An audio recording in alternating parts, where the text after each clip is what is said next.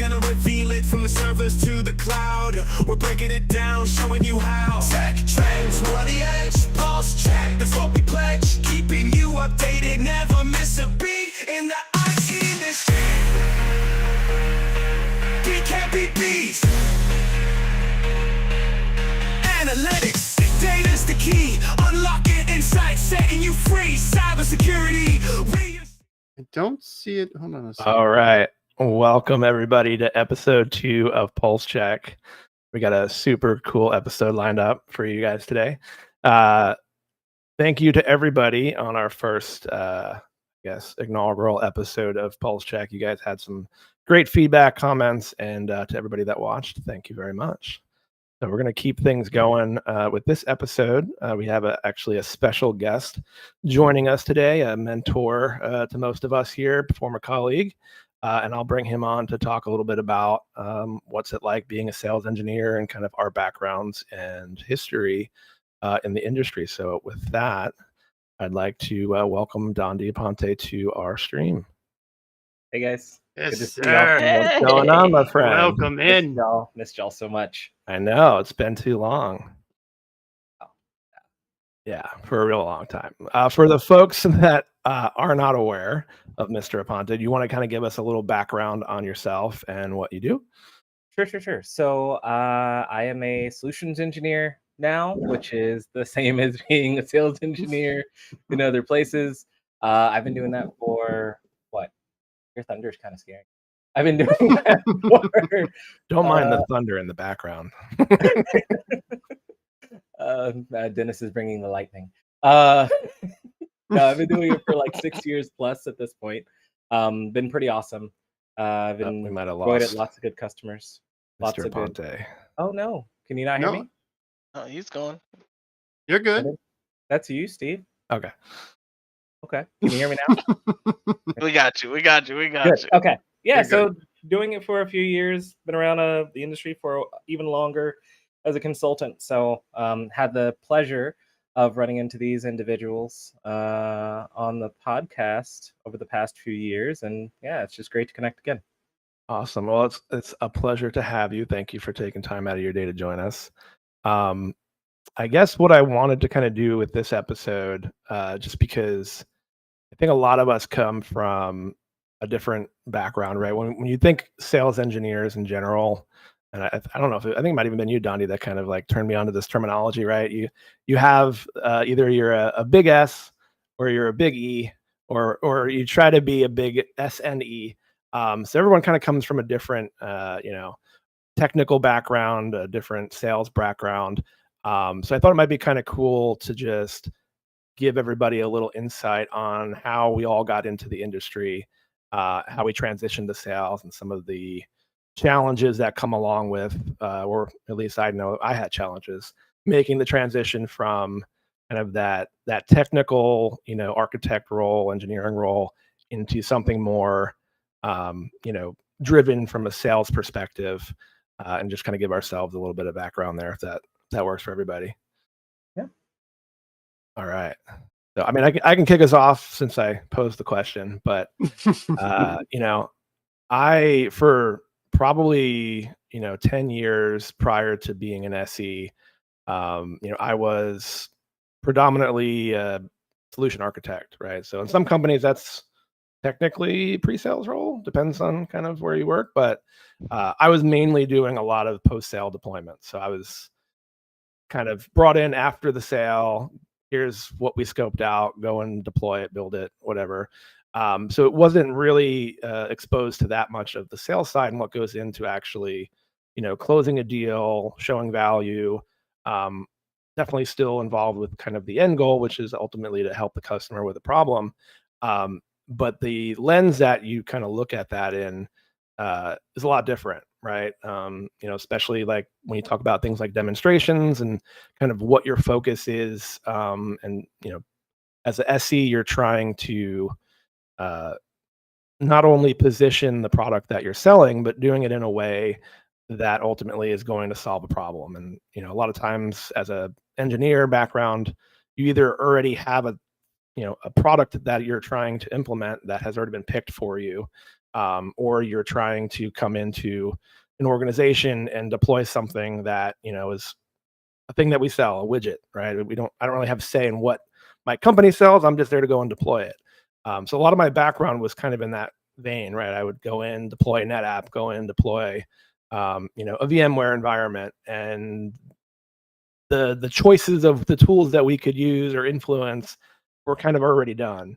So when I kind of came over into kind of sales engineering, that was one of the things I think I enjoyed the most about it, is actually being able to not be pigeonholed into, go make it work. We already sold it, to being now more of that consultative approach where, hey, let's take a step back, see what we're actually trying to build and solution for, and then find the right, round peg in a square hole, right? We don't want to do that, right? So trying to find the right solution for the problem.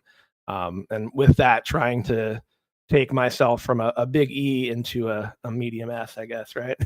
Trying to move some of my technical skills over to the sales side and translate that is a whole challenge in of itself. So trying to not only be able to speak to technical parties, but also being able to kind of up-level conversations to, the C-level folks and the folks that care a little bit differently about different solutions and problems. They look at it from an entirely different lens. And I'd say that's kind of been the biggest, struggle that I had. But I don't know if anybody got comments on that or not, but kind of where I fit in. Yeah. I think similar to that, and I don't know if I'm jumping in on anybody. I was going to kind of go into it, which kind of ties into some of the stuff you were talking about as well. But yeah, for me, it was 20 some odd years, system administration, managing a NOC, just more in the day-to-day operations side of the house, working at a data center, rack and stack and cable, and working with the network team, the dev team, DBAs, backups, the whole bit. I got my hands into everything for many years. It was supposed to be a couple of years, kind of like a boot camp kind of thing, figure it out. 20 years later, I'm kind of wondering why I was there for so long. And I was lucky enough to interview with, hopefully I'm pointing to the right side on my camera. Nope, I'm not this guy, DonDiego here. I talked to him and he's like, so do you know this product? I was like, yeah, actually I've been using it for multiple years. And he goes, oh, so you can talk to it and maybe sell it. I kind of do that now. I was like, oh, so it was a transition of going from hand in every single pot, every single thing going on, to you are focusing on understanding what those pots do and what they're cooking, but you're only going to focus on this one thing. And you are going to be, it would be a sales engineer role for that. And I couldn't wrap my head around it. It took a lot of, and we'll talk about this probably a little bit later, going through imposter syndrome to no end to really figure out what I was doing. And I'm gonna embarrass Dondi for a moment. Okay. So where I really learned, this speaks to your point, Steve, about personas, about the different people you're speaking to. I really didn't get that so much. Most of the people I talk to are my kind of people, and my nerds, the people I always worked with, right? The knobs guys, Linux guys, all those guys, the nerd knob people. 100%. And I went to this one meeting with Dondi, with a room full of, and you'll probably remember this, is full of maybe a dozen to 15 people. And you had in one corner a Linux administrator who we were talking about full on Linux administrator. You had another corner, you had more of a director, senior level kind of guy. And then you had that one guy who used a product that's been around for 20 years and he's never leaving it. So you had these kind of people all around us. And I was more sitting back and trying to really get my legs and see what's going on. And Dondi talks to the Linux guy. He's like, yeah, man, I totally get it. We can do the things for the things. And he's talking this guy's language. He's talking the way he talks. And the director guy speaks up. He goes, absolutely, we can meet your business needs. We could do this, do that. And then he talks to the other guy who's using the old tool. He goes, I totally get it. It does that very well. We can also do that in this particular way.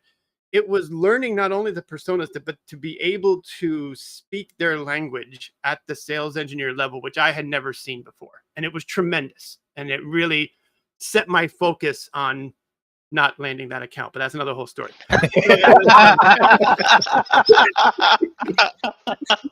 the value you gain from not winning that account, that's priceless.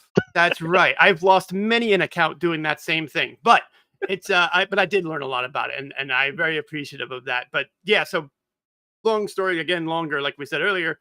I'm definitely a little less bigger E working on the S side, but yeah, I would never go back to just the engineering side of the house again. This is actually quite enjoyable to bring solutions to people that actually make a change. Oh, you guys are all so cute about solving problems and making change. He's like, I'll be just so like honest. I'd like the money. I'm so honest. That's like the only reason we 100%. do it. That's one of the biggest reasons that got me interested in it. But just like everyone else on the call, man, I was just like you guys. I was in the data center, on the ops team, specializing in Windows system administration, particularly Active Directory. That was like I was the Active Directory guy for many a years. And one day, I'm fielding calls. Recruiters call you once upon a time, and somebody said, "Hey, you want to be a consultant, technical consultant?"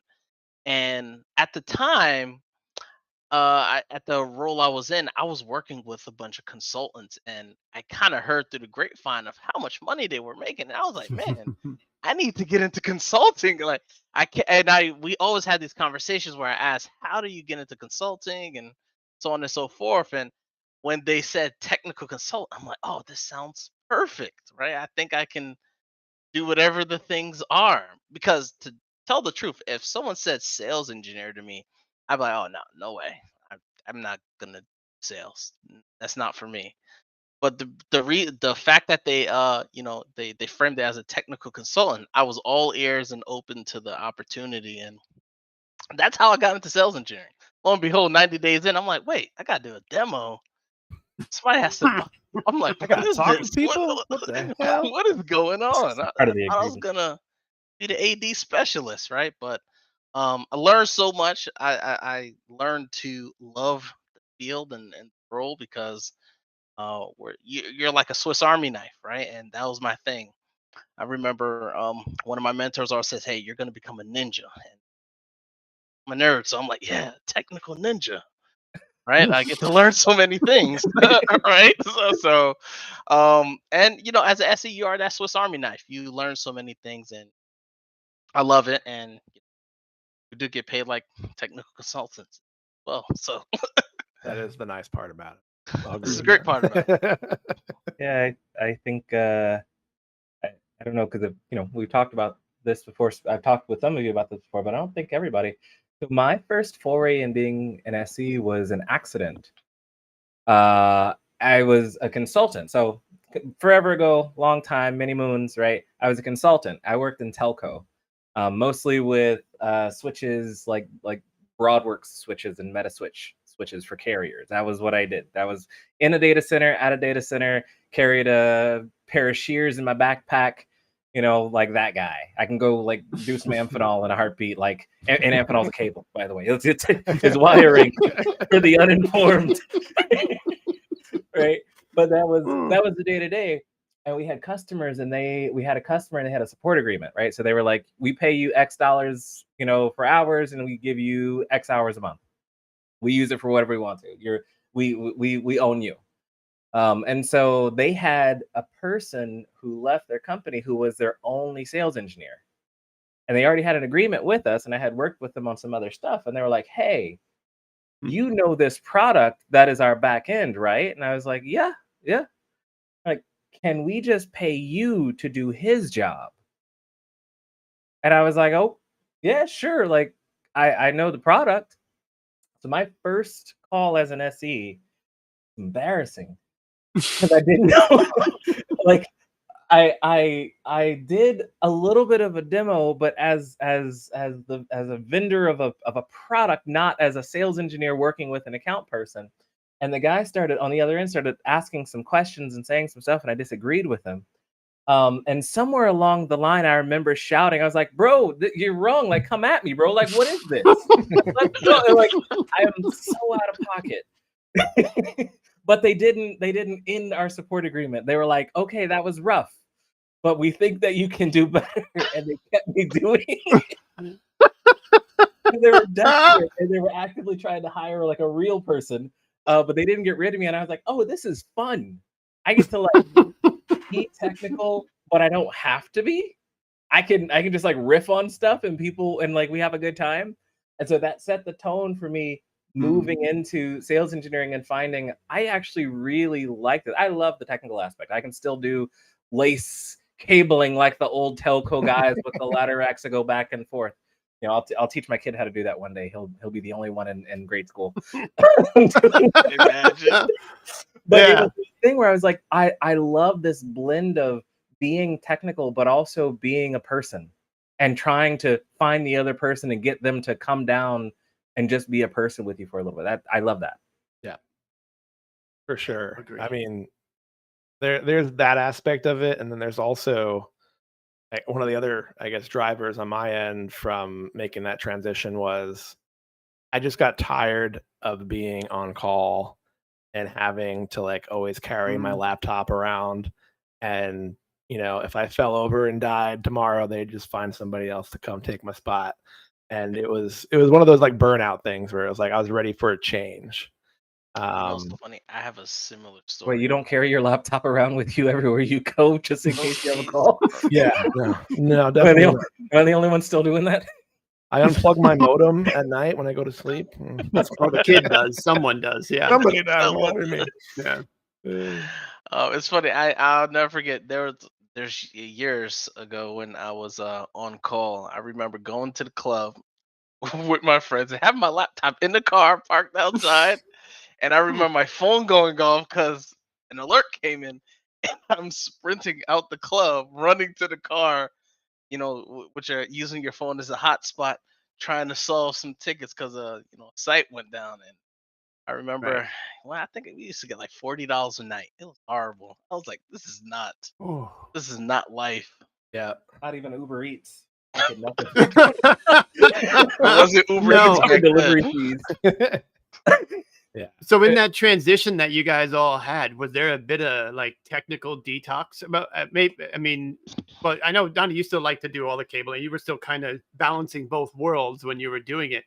I know when I made the cut over, I went from 24/7 managing a knock, having done it for so long, it's become my norm, to becoming a 9 to 5 or 8 to 5. I get up a little early. You know, SE, and kind of like 5 o'clock rolls around. I'm like, I should be doing something.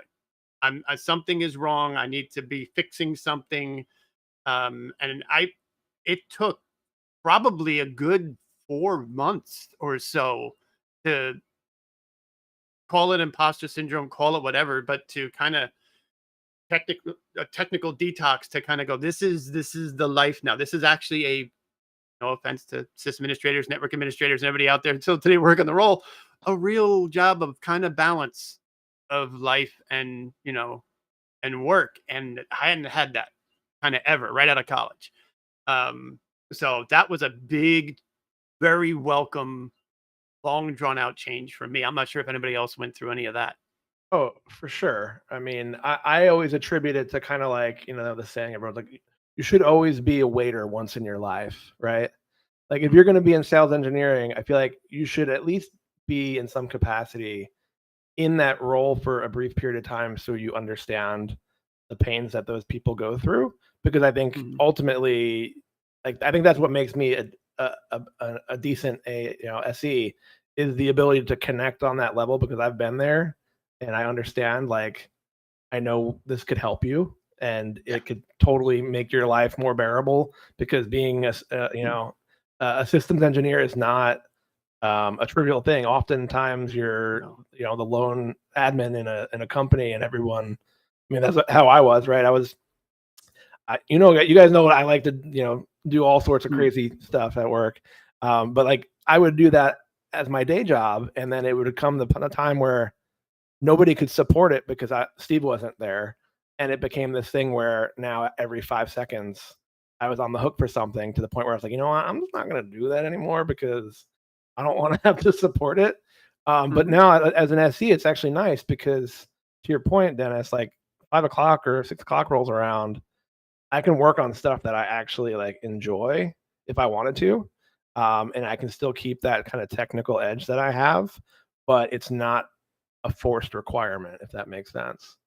So I Totally kind of now does. have the freedom to still go off in those paths and stay relevant in the technical, scheme of things, but I'm not like at the mercy of a phone call or a pager or anything like that.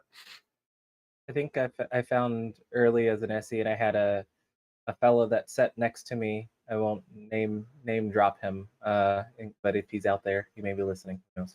But I had a fellow who sat next to me who really liked bicycling and whatnot, and he listened to a bunch of my calls early on, and he was like, "You really have to find some balance in what you're doing and what you're saying, because coming from being a consultant, being like the technical person, is always easy to overshare. I can tell you all the things. I can tell you how it works. I can tell you why it works. I tell you when you do it, and get like super jazzed and excited. And sometimes you have a person on the other side that is also excited, and other times they're like, "Oh, okay, yeah, no, yeah," and like you're losing them because Yeah. you're passionate because you don't get to share as much as you used to be that technical go-to person, but it doesn't call for it anymore. And so like kind of find that balance between, I want to share everything in the world with you, and I just need to tell you the things that you want, that like are important to you, and what is important to you isn't, or important to me isn't important to you right now. And I think that right there is the delineation. That's the line in the sand to becoming a good sales engineer. The ability to discern, hey, what do people want to hear?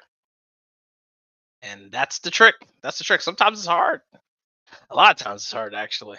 but but once you figure that out, that's what makes a good sales engineer.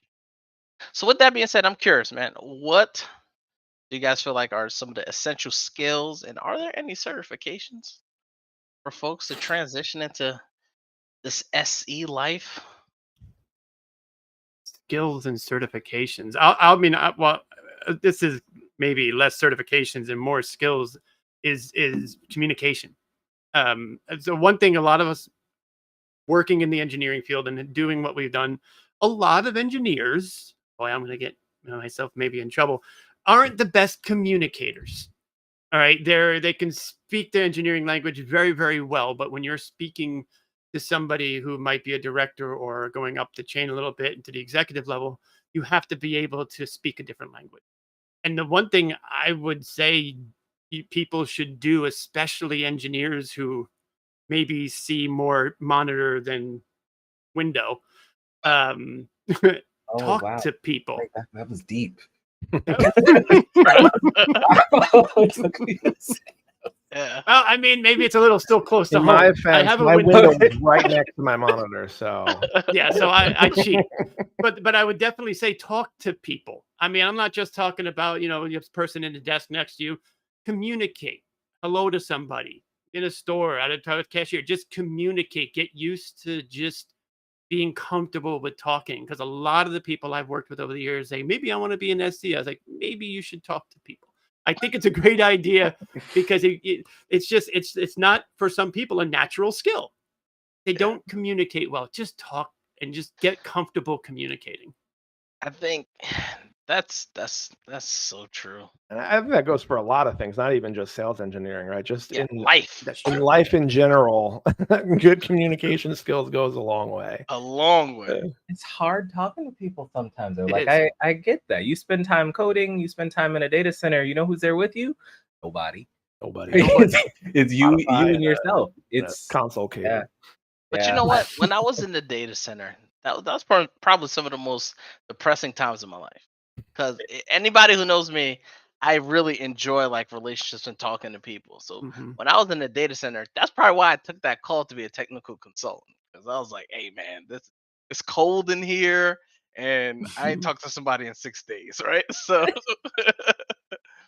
but I think I think about like my past, and some of the best times was when I was on the help desk, actually walking Mhm. to someone's desk and actually talking to them about the problem, fixing the problem, and being the hero, right? So my favorite things about being an SE, solving problems, making people happy, right?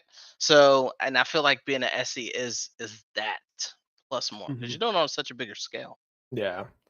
I I guess feel like go ahead. oh, go ahead, Steve. No, Sorry. go ahead. Go ahead. You're I good. was gonna- Go ahead. I feel like there's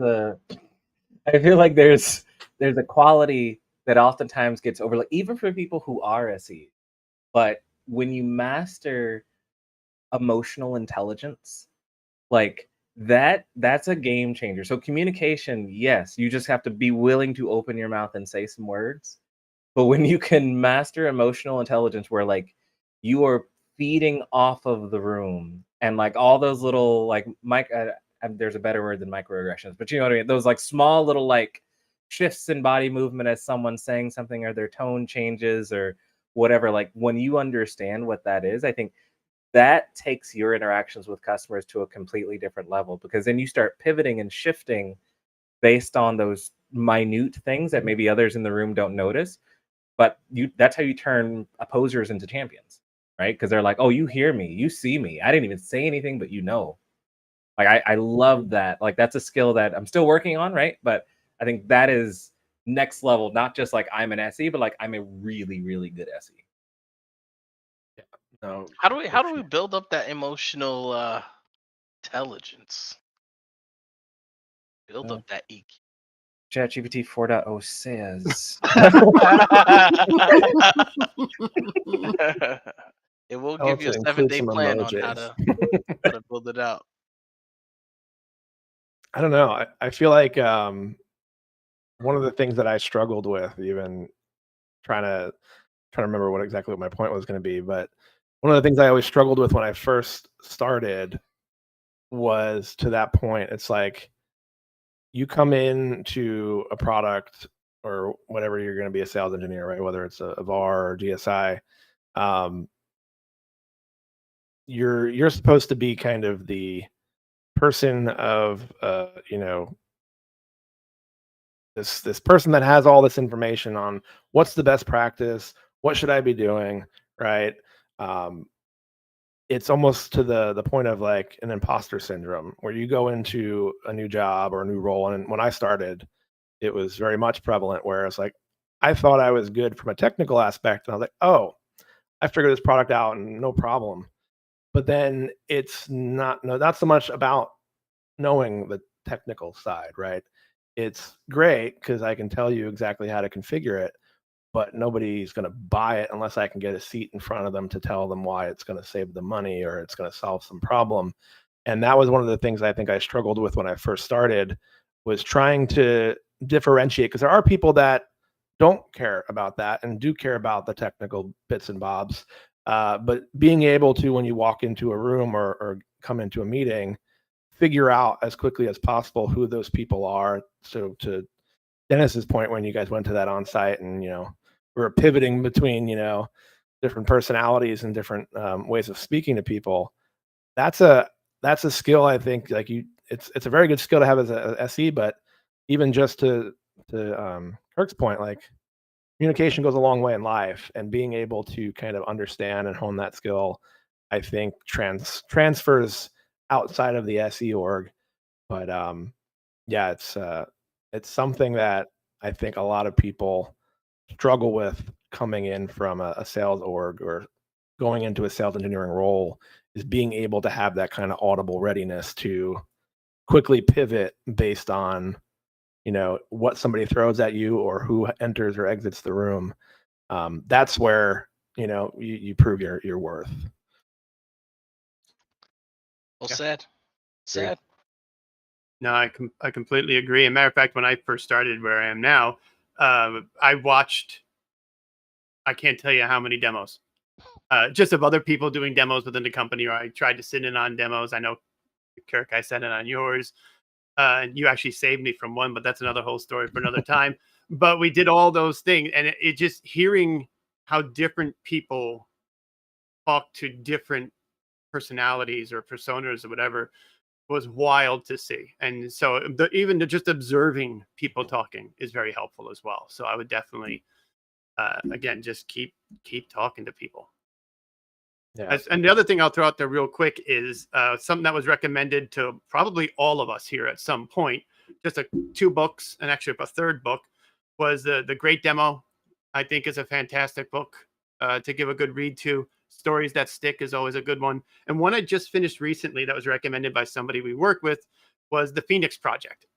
It's if anybody, I don't know if anybody's read it. It's a phenomenal book, but it's a very IT focused book that talks about a lot of stuff that you guys have done. It's like the Office Space movie of books, right? It's like more of a documentary than it is anything else, but it talks about learning and understanding the different departments and different people, different personas, and it's a wild read. I'd include that as well, but definitely the first two, Great Demo and Stories That Stick, are very good books.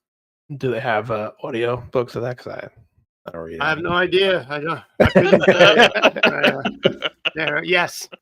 That Yes. was I think that was required reading at my last SE job very early on. My manager was like, "You have to read this." Here you go. He was like, "Go expense it." I was like, "Okay," but best thing in there that I absolutely love is do the last thing first. Yeah, like 100%. Start with that. Start with the finished result, and that takes you so far in the conversation. The thing I love about that is when you do that, the timing of the actual demo shifts. And although it may shift to a shorter period of time, that's not a bad thing, because you can actually address exactly what your customer is looking for in a much shorter period of time. Get to the point. Is this what you were looking for? Get a yes, and you're off to the races. Oh yeah, That's 100% true. I agree. I- Till yeah. this day, that's the one thing I try to do as fast as possible. And speaking to that, I'll never forget, there was a call where we're doing this demo and it's like 15-20 minutes in. I have like this VP on the call, and then I'm asking, I want people to be interactive. I'm like, hey, any questions? He's like, yeah, how can you help me? And I was like, damn it. So I'm that's prepared like, for everything. right? So I wasted 20 minutes, and then I had to take a step back, ask a few questions, pivot, and then the next 20-25 minutes was a more conversation. And that sticks with me always, because I'm like, that was well into my career as well, right? Yeah. Always, you're never going to be perfect, right? So that stays at top of mind, because I'm like, darn, got to show people what they want. Yeah. Show people what they want. Just gonna be a better conversation. Yeah, I think also the one thing that I always used to do that I don't do anymore is like you set up for like a 90-minute meeting or a 60-minute meeting for a demo, and you go in there, you show them exactly what they want, and they're like, this is great, this is fantastic. If you're at that point, like there's no need to do the full 90-minute demo. Like I always just be in like, I gotta fill out this whole content. You actually do yourself a disservice at that point, because you've already kind of showed them the value, and now you're hopefully not, but most of the time diluting that by continuing that conversation. So that was one of the big, I think, mistakes I used to make, was I would plan out obviously how I thought the demo would go, just so I had a rough framework. But then once I was like, all right, these guys are definitely, interested, and I know that we can help them with what their problem is, that's it. I mean, there's no point to go and, try and, draw out the demonstration if you've already proven that. So knowing when to like pull the plug is also, I think, a thing that you need to kind of feel out as you get comfortable with it. So, quick question for you all. So we've talked a lot about being an SC, but one thing we haven't touched on is that as an SC, you're rarely working in silo, right? We're always working in tandem with a salesperson, right? So we haven't touched on that at all, right? So with that being said, like Steve, you just talked about. How much time do we? Spicy. Welcome to the 7-hour podcast. Yeah. You mentioned how like plan for 60 or 90, can get it done in like 10-15. Yeah. I know personally, I have, when I hit the mark, everyone's excited, they're happy. I'm like, all right, let's talk about next steps. Flip it on back over. Let's go do that. A lot of times, sales counterpart says, hey, Kirk, why don't you show this? Why don't you let's talk about this. And I'm like, why? Yeah. And I can't look now we can't fight in front of a customer, right? Because that's just gonna look. You gotta have your guy move that stuff to Slack or Teams or whatever you're doing. So you can be like, can you show this? No. No. I think you should. No, Mm-mm. Yeah. we're done. That's true. There was someone told different part of my life. Someone told me, when you're having a good conversation with somebody, if you take that conversation and you stretch it like, oh man, we let that meeting go on for 2 hours, 2.5. We were just like riffing. It was great. You might have thought it was great, but the only thing that they may remember is that you won't shut up. Yeah. Right? You thought it was the best whole thing in the whole wide world, but if you just never stop talking, that may be the takeaway, not the value you showed early on, just that, man, I really don't think I can get on a call with him anymore because I don't have 3 hours. Yeah. For That's a real. good point. We actually we worked with somebody who said he always uses the acronym WAIT. Why am I talking? Right? It says he just kind of uses that in his back pocket. Mind you, I don't know if I've ever heard the person stop talking, but still, it's a great acronym to hold on to. I often, because I might ramble, I might go on and on a little bit, but I'll constantly go to that and go, okay, just shut up and let someone else talk. But you're right, it's easy to keep riffing with people. You're thinking, all right, because not only are they buying my product, they're buying me. They're buying the relationship with. I am currently the face of the. Not really, no, not entirely. You're going to be pushing them away at that point. Yeah. I think the other thing that also helps, especially when you're an SE, is really kind of the way that you carry yourself in terms of how you respond to questions. Because you can answer a question the same way, but answer it in a way that the customer thinks that either A, you don't know what you're talking about because you're not confident in the response that you give, or B, you give it in a confident manner and they just think you know everything about what you're talking about. And that goes along with like building credibility with the customer, right? Obviously, you hopefully know what you're talking about if you're giving them answers to things. But you need to make sure that the way that you kind of go about explaining it is a way that builds that trust with them, because over time, right, we're seen as kind of the trusted advisor in between the AE, right?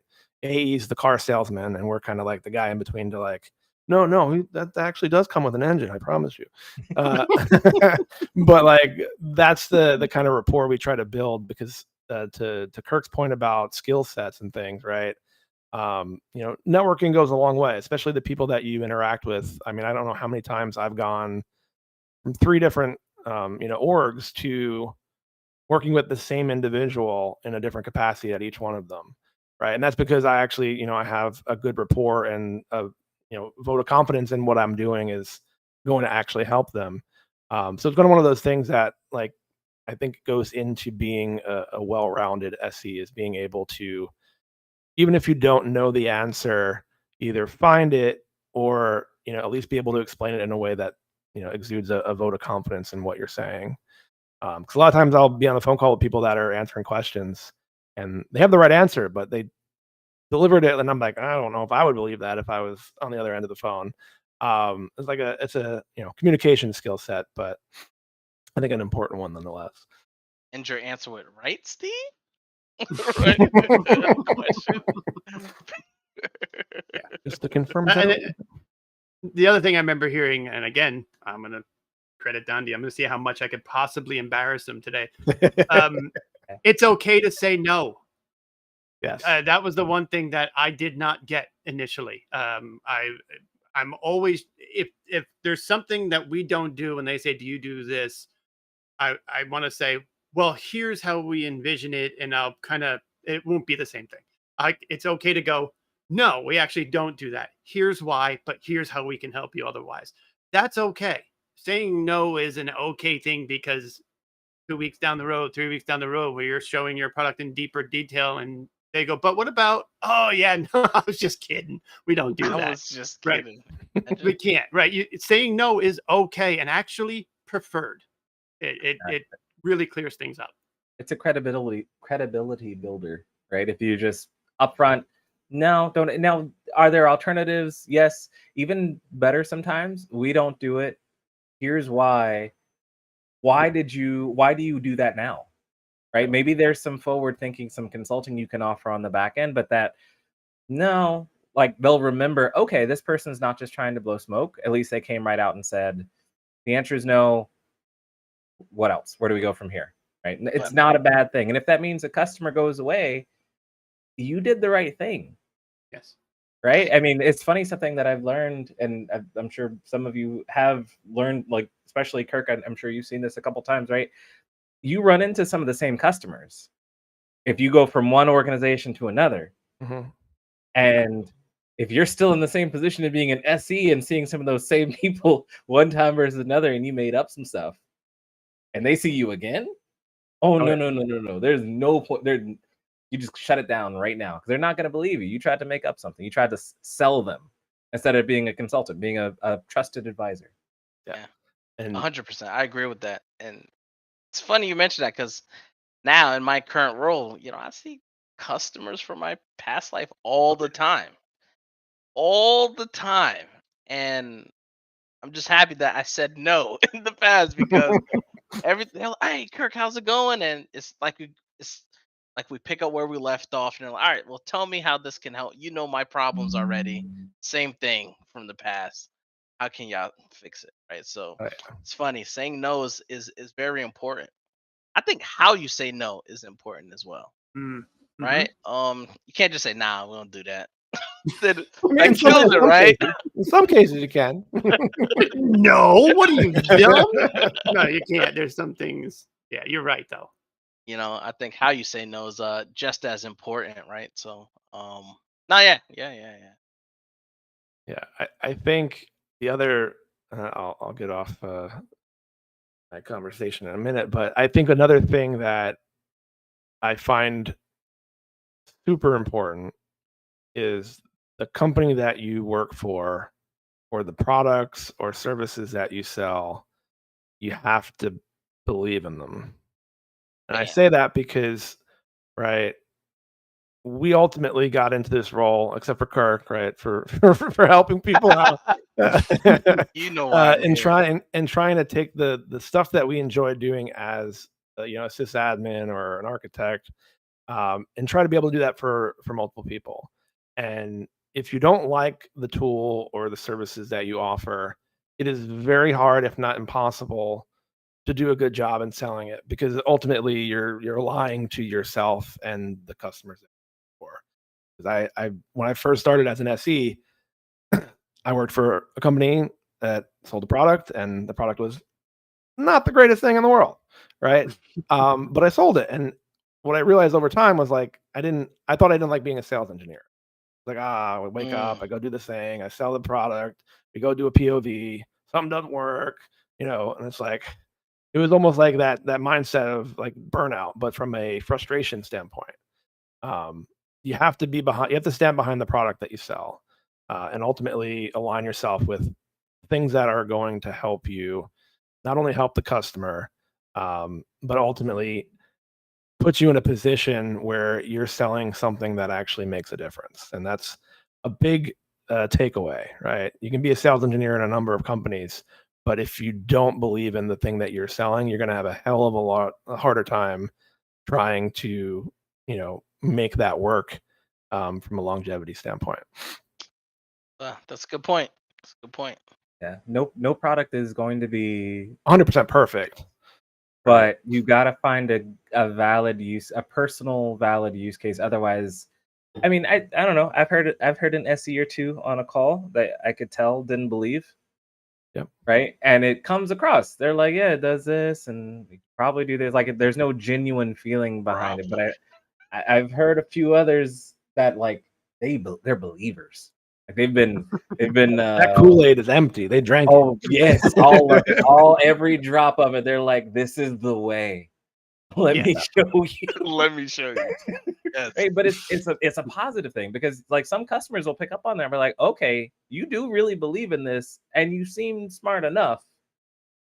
I'll give you a go. Right? Yeah. Yeah, I agree with that. Belief in the product's important. Right, I because think, it is transparent, right? People, is. you see through it. You definitely see through it. And to double down on something that was said earlier, discussing like different attributes you need to move forward, and that goes right to believing into the product itself. Is get your hands in as much as you can. Like depending where you are right now, if you're working in a NOC, if you're working as a sys engineer, network engineer, telco, whatever it is, learn about the other products itself, get to know those things, or even just, you don't have to know them inside and out, but how do they communicate? How do they connect? Because when you're talking to people, depending on whatever product it is you're going to be demoing or showing, you're going to need to speak to those people. You're going to need to understand their needs, their wants, and be able to speak to it. And I think, again, not knowing it kind of, yeah, if I get on a demo and I'm like, yeah, we monitor the flux capacitor. Absolutely. We collect every metric from it. You'll never lose it. They're going to be like, all right, this guy's full of it. Right. So understand a lot of it is very transparent. People. Or No, not. I agree. Or they end up with a bill and can't refund. Why- That's crazy. How do I go back to 1985? I don't understand. Marty. But yeah, I think I don't know, Kirk, or I think we're coming up on 45. Do you want to kind of send us off for this episode? Sure. Why not? Why not put me on the spot, man? No, but before we recap really quick, like, subscribe. Gotta support PulseCheck. All right. With that being said, today we talked about what it takes to be an SE, how we share some stories, how we transitioned into the sales engineering role. Hopefully you guys found that useful. And for some of you folks who are thinking about it, feel free to hit us up channel, right? And we'll communicate with you guys if you need any help with that. Thank you so much to our special guest, Dondi, the man, the myth, the The legend. legend. Very It is an important to honor us and a all, privilege. Honor and a privilege. But so with that being said, last thing, what is the topic for?